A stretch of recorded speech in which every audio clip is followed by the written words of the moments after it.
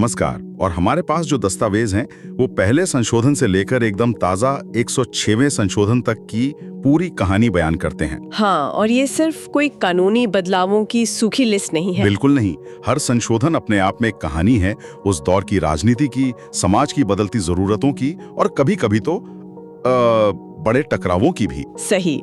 ये दिखाता है कि हमारा संविधान कोई म्यूजियम में रखी चीज नहीं, बल्कि एक जिंदा दस्तावेज है जो हमारे साथ, मतलब हमारे समाज के साथ सांस लेता है, बदलता है। और हमारे संविधान निर्माताओं ने भी ये सोचा था, तभी तो अनुच्छेद 368 के जरिए इसे बदलने का रास्ता भी दिया। हाँ, और एक मजेदार बात यह है कि ये जो प्रक्रिया है ये दक्षिण अफ्रीका के संविधान से प्रेरित है। नहीं देखेंगे कि क्या बदला, बल्कि ये समझने की कोशिश करेंगे कि ये सब बदलने की जरूरत क्यों पड़ी। हाँ, बिल्कुल। हम इस सफर को कुछ हिस्सों में बांट कर देखेंगे। पहले राष्ट्र निर्माण का दौर, फिर सत्ता के लिए टकराव का एक दशक, उसके बाद लोकतंत्र को जमीनी स्तर पर मजबूत करने की कोशिशें और आखिर में नए भारत की नई चुनौतियां। चलिए तो फिर यहीं से शुरू करते हैं। ये संविधान को बदलना कितना मुश्किल है? मेरा मतलब, क्या सरकार जब चाहे इसे बदल सकती है? ये एक बहुत जरूरी सवाल है, क्योंकि यही हमारे संविधान की खूबसूरती छिपी है। देखिए, मोटे तौर पर 3 रास्ते हैं। 3 रास्ते? हाँ, एक है साधारण बहुमत, जो सबसे आसान है। संसद में जितने लोग मौजूद हैं और वोट कर रहे हैं, उनमें से आधे से ज्यादा की सहमति, बस। अच्छा, ये तो काफी सीधा लगता है। हाँ, पर ये सिर्फ कुछ खास, मतलब गिने चुने मामलों के लिए है, जैसे किसी नए राज्य को बनाना हो या किसी राज्य का नाम बदलना हो। ठीक है। ज्यादातर बदलावों के लिए दूसरा रास्ता अपनाना पड़ता है, जिसे हम विशेष बहुमत कहते हैं। विशेष बहुमत। इसमें सदन के कुल सदस्यों का बहुमत चाहिए और साथ ही वोट देने वालों में से 2/3 की सहमति चाहिए होती है। और तीसरा रास्ता, वो शायद सबसे मुश्किल होगा। हाँ, और उसे जानबूझकर मुश्किल बनाया गया है। वो तब इस्तेमाल होता है जब बदलाव का असर राज्यों पर भी पड़ता हो, यानी हमारे संघीय ढांचे पर। संघीय ढांचा मतलब केंद्र और राज्यों के बीच शक्तियों का जो बंटवारा है, उस पर। बिल्कुल। जैसे जीएसटी लाना था, जिसमें राज्यों के टैक्स का अधिकार भी शामिल था, या फिर राष्ट्रपति के चुनाव का तरीका बदलना हो। तो ऐसे मामलों में राज्यों की भी सहमति चाहिए। हाँ, ऐसे मामलों में संसद के विशेष बहुमत के साथ साथ कम से कम आधे राज्यों की विधानसभाओं से भी हाँ करवानी पड़ती है। तो इसका मतलब ये हुआ कि हमारे संविधान निर्माता चाहते थे कि देश का नक्शा या नागरिकता जैसे मुद्दों पर सरकार आसानी से फैसले ले सके। सही। लेकिन जब बात शक्तियों के बंटवारे की हो, तो प्रक्रिया मुश्किल बनाई गई है, ताकि कोई एक सरकार इसे अपनी मर्जी से ना बदल सके। एकदम सही पकड़ा आपने। ये लचीलेपन और मजबूती के बीच एक शानदार संतुलन है। चलिए अब उस दौर में चलते हैं जब देश नया नया आजाद हुआ था। लेकिन एक मिनट, मुझे ये बात कुछ हजम नहीं हुई। हाँ। हमने दुनिया का सबसे लंबा संविधान बनाया, इतनी मेहनत की, और सिर्फ 1 साल के अंदर 1951 में ही उसे बदलना पड़ गया। हाँ, सुनने में अजीब लगता है ना? बहुत। क्या हमारे संविधान निर्माता कुछ देख नहीं पाए थे, या हालात ही इतने अप्रत्याशित थे? इसकी वजह उस समय की जमीनी हकीकत और एक बड़ा टकराव था। टकराव था सरकार के सामाजिक सुधार के एजेंडे और नागरिकों के मौलिक अधिकारों के बीच। अच्छा। सरकार जमींदारी खत्म करना चाहती थी, पिछड़े वर्गों के लिए आरक्षण लाना चाहती थी, लेकिन बार बार अदालतें संपत्ति के अधिकार और समानता के अधिकार का हवाला देकर इन कानूनों को रद्द कर रही थी। अच्छा, तो पहला संशोधन इसी टकराव का नतीजा था। इसमें क्या बड़े बदलाव हुए? 3 बड़े बदलाव हुए। पहला, अनुच्छेद 15 में एक नया क्लॉज जोड़कर साफ किया गया कि सरकार सामाजिक और शैक्षिक रूप से पिछड़े वर्गों के लिए विशेष प्रावधान कर सकती है। यहीं से कह सकते हैं आरक्षण की संवैधानिक नींव मजबूत हुई। ओके। दूसरा, बोलने की आजादी पर कुछ लगाम भी लगाई गई, जिसे युक्तियुक्त पाबंदियां कहा गया। और सबसे विवादित वो 9वीं अनुसूची, वो क्यों लाई गई? वो दरअसल सरकार का एक मास्टर स्ट्रोक था। 9वीं अनुसूची एक तरह का सुरक्षा कवच थी। सुरक्षा कवच? हाँ, सरकार ने एक लिस्ट बनाई और कहा कि इस लिस्ट में जो भी कानून डाल दिया जाएगा, उसे अदालत में इस आधार पर चुनौती नहीं दी जा सकती कि वो मौलिक अधिकारों का हनन करता है। अच्छा, तो इसका सीधा मकसद भूमि सुधार कानूनों को अदालती समीक्षा से बचाना था। बिल्कुल। उस दौर की सबसे बड़ी जरूरत थी जमीन का बंटवारा और सामाजिक न्याय, और इसी दशक में भारत का नक्शा भी पूरी तरह बदल रहा था। हाँ, 7वां संशोधन 1956 का। सही। 7वें संशोधन ने भाषा के आधार पर 14 राज्य और 6 केंद्र शासित प्रदेश बनाए। जी। फिर जो इलाके जैसे गोवा, पुडुचेरी, दादर और नगर हवेली, आजादी के बाद भी विदेशी शासन में थे, उन्हें अलग अलग संशोधनों के जरिए भारत का अभिन्न अंग बनाया गया। फिर आता है 70 का दशक। ये वो दौर था जब सियासत में मतलब एक उबाल था। इसका असर संविधान पर कैसे पड़ा? बहुत गहरा असर पड़ा। अगर 50-60 का दशक राष्ट्र निर्माण का था, तो 70 का दशक सत्ता के लिए एक जबरदस्त टकराव का था। और ये लड़ाई थी संसद और सुप्रीम कोर्ट के बीच। इस बात पर कि संविधान की व्याख्या करने और उसे बदलने का आखिरी हक किसके पास है। एकदम। इसकी शुरुआत गोलकनाथ मामले से हुई, जहां सुप्रीम कोर्ट ने कहा था कि संसद मौलिक अधिकारों को छू भी नहीं सकती। और संसद ने इसका जवाब दिया 24वें संशोधन से। हाँ, 1971 में। इस संशोधन ने साफ साफ कह दिया कि संसद को मौलिक अधिकारों सहित संविधान के किसी भी हिस्से को बदलने की असीमित शक्ति है। ये संसद की तरफ से एक सीधी चुनौती थी। इसी दौर में 26वें संशोधन से राजा महाराजाओं के प्रिवी पर्स भी खत्म कर दिए गए। और फिर इस टकराव का चरम आया आपातकाल के दौरान 42वें संशोधन के रूप में। इसे मिनी कॉन्स्टिट्यूशन क्यों कहते हैं? क्योंकि इसमें इतने बदलाव किए गए जितने शायद किसी और संशोधन में नहीं हुए। ये सिर्फ कानून में फेरबदल नहीं था, ये भारत के शासन की आत्मा को बदलने की कोशिश थी। प्रस्तावना में समाजवादी और पंथ निरपेक्ष शब्द भी तो इसी में जोड़े गए। हाँ, और ये सिर्फ शब्द नहीं थे, ये उस दौर की राजनीति का एक तरह से घोषणा पत्र था। आपातकाल के दौरान सरकार अपनी विचारधारा को संविधान में ही अंकित कर देना चाहती थी। और मौलिक कर्तव्य भी तो इसी से आए। सही। एक नया अध्याय जोड़कर 10 मौलिक कर्तव्य शामिल किए गए। यह नागरिक के अधिकार से ज्यादा नागरिक के कर्तव्य पर जोर देने का एक वैचारिक बदलाव था। इसके अलावा राष्ट्रपति को मंत्रिपरिषद की सलाह मानने के लिए पूरी तरह बाध्य कर दिया गया। शिक्षा और वन जैसे अहम विषय राज्यों से लेकर समवर्ती सूची में डाल दिए गए। समवर्ती सूची यानी वो लिस्ट जिस पर केंद्र और राज्य दोनों कानून बना सकते हैं, लेकिन टकराव होने पर केंद्र का कानून ही भारी पड़ता था।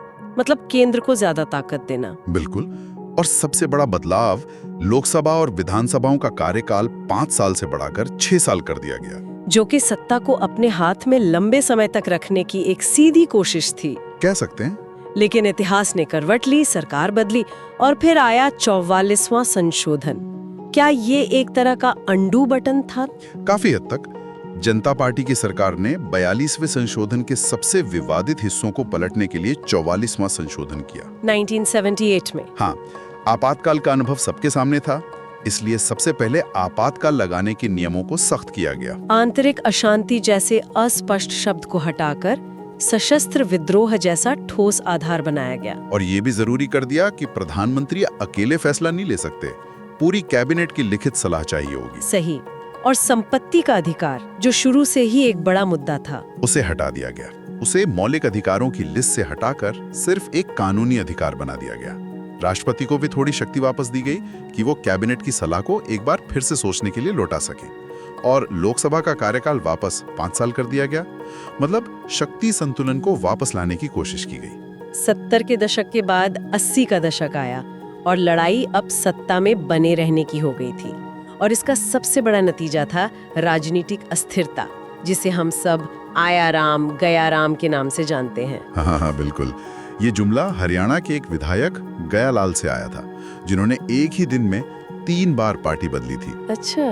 उस दौर में विधायकों की खरीद फरोख्त आम हो गई थी, जिससे सरकारें स्थिर नहीं रह पा रही थी। इसी बीमारी को दूर करने के लिए संविधान में एक नया ऑपरेशन करना पड़ा, 52वां संशोधन 1985 का, जिसने दल बदल विरोधी कानून को जोड़ा। हाँ, 10वीं अनुसूची। और इसी दौर में लोकतंत्र का दायरा भी बढ़ाया गया। एक ऐसा फैसला हुआ जिसने रातों रात करोड़ों युवाओं को वोटिंग का अधिकार दे दिया। ये था 61वां संशोधन 1989 का। इसने वोट डालने की उम्र 21 से घटाकर 18 साल कर दी। ये भारत के लोकतंत्र को और ज्यादा समावेशी बनाने की दिशा में एक बहुत बड़ा कदम था। 80 और 90 के दशक में एक और बड़ी चीज हुई, सत्ता का विकेंद्रीकरण। 73वें और 74वें संशोधन को मील का पत्थर क्यों माना जाता है? ये इतने क्रांतिकारी क्यों थे? क्योंकि इन्होंने लोकतंत्र को दिल्ली और राज्यों की राजधानियों से निकालकर भारत के गांवों और कस्बों तक पहुंचाया। मतलब जमीनी स्तर तक। बिल्कुल। 73वें संशोधन ने पंचायतों को और 74वें ने नगर पालिकाओं को संवैधानिक दर्जा दिया। इसका मतलब था कि अब उनके चुनाव नियमित रूप से होंगे, उन्हें पैसा और अधिकार मिलेंगे, और सबसे जरूरी बात, सीटों में महिलाओं और SC/ST समुदायों के लिए आरक्षण होगा। इसने जमीनी स्तर पर एक नई लीडरशिप तैयार की। अब नई सदी में आते हैं। 21वीं सदी के भारत की प्राथमिकताएं बदल रही थी। यहाँ शिक्षा एक बड़े अधिकार के रूप में सामने आया। बिल्कुल, ये था 86वां संशोधन 2002 का। इसने 6 से 14 साल के बच्चों के लिए मुफ्त और अनिवार्य शिक्षा को अनुच्छेद 21A के तहत एक मौलिक अधिकार बना दिया। जीने के अधिकार जितना ही जरूरी। हाँ, ये एक बहुत बड़ा बदलाव था, जो दिखाता है कि देश अब सिर्फ बुनियादी जरूरतों से आगे बढ़कर अपने नागरिकों के विकास पर ध्यान दे रहा था। और एक और समस्या थी जंबो कैबिनेट की। समर्थन जुटाने के लिए बहुत सारे मंत्री बना दिए जाते थे। उस पर रोक लगाई 91वें संशोधन ने 2003 में। इसने तय कर दिया कि केंद्र हो या राज्य, मंत्रियों की संख्या सदन के कुल सदस्यों के 15% से ज्यादा नहीं हो सकती। इसने राजनीति में एक अनुशासन लाने की कोशिश की। और फिर वो बदलाव आया जिसने देश की अर्थव्यवस्था को पूरी तरह बदल दिया, जीएसटी।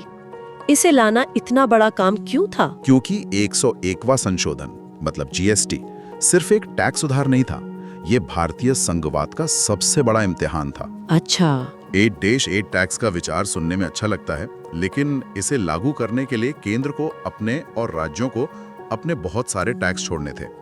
इसके लिए आधे से ज्यादा राज्यों की सहमति चाहिए थी, जो सालों की बातचीत और मोलभाव के बाद मुमकिन हो पाया। हाल के वर्षों में आरक्षण के मुद्दे पर भी एक बड़ा वैचारिक बदलाव आया है। 103वां संशोधन, जिसने आर्थिक आधार पर आरक्षण दिया। क्या इसने आरक्षण की पूरी बहस की दिशा बदल दी? हाँ, एक तरह से कह सकते हैं। अब तक आरक्षण का आधार सिर्फ सामाजिक और शैक्षिक पिछड़ापन था। 103वें संशोधन 2019 ने पहली बार आर्थिक रूप से कमजोर वर्गों ईडब्ल्यूएस के लिए 10% आरक्षण का दरवाजा खोला। इसने आरक्षण की परिभाषा का विस्तार किया और एक नई बहस छेड़ दी। और अब सबसे ताजा कड़ी 106वां संशोधन, नारी शक्ति वंदन अधिनियम। ये महिलाओं के लिए 33% आरक्षण की बात करता है। सही कहा। 106वां संशोधन 2023 लोकसभा और राज्य विधानसभाओं में महिलाओं के लिए 1/3 सीटें आरक्षित करता है। ये दशकों से लंबित एक मांग थी। लेकिन ये अभी लागू नहीं हुआ है ना? नहीं, इसमें एक पेज है। ये कानून अगली जनगणना और उसके बाद होने वाले परिसीमन के बाद ही लागू होगा। तो ये एक ऐतिहासिक कदम तो है, लेकिन इसका असर देखने में अभी वक्त लगेगा। तो जमींदारी उन्मूलन से शुरू हुआ सफर महिला आरक्षण तक आ पहुंचा है। ये पूरी यात्रा दिखाती है कि हमारा संविधान कैसे देश की बदलती जरूरतों, राजनीतिक बहसों और सामाजिक आकांक्षाओं का आईना रहा है। एकदम। पहले संशोधन के भूमि सुधार से लेकर 126 संशोधन के महिला आरक्षण तक हर बदलाव एक नए भारत की कहानी कहता है। ये दिखाता है कि संविधान चुनौतियों का जवाब देता है, गलतियों से सीखता है और समय के साथ खुद को बेहतर बनाता है। तो यहाँ से जो सबसे बड़ी बात निकल कर आती है वो ये है कि संविधान की जीवंतता ही उसकी सबसे बड़ी ताकत है। हाँ, ये एक ऐसा दस्तावेज है जो अपने लोगों के साथ बढ़ता और विकसित होता है, और यही इसकी प्रासंगिकता को हमेशा बनाए रखता है। तो जाते जाते सुनने वालों के लिए एक सवाल छोड़ जाते हैं। भविष्य में कौन सी बड़ी चुनौती संविधान में एक नए संशोधन की मांग कर सकती है? क्या वो आर्टिफिशियल इंटेलिजेंस और डेटा प्राइवेसी होगी, या फिर जलवायु परिवर्तन से जुड़े अधिकार? विकास का अगला अध्याय क्या होगा?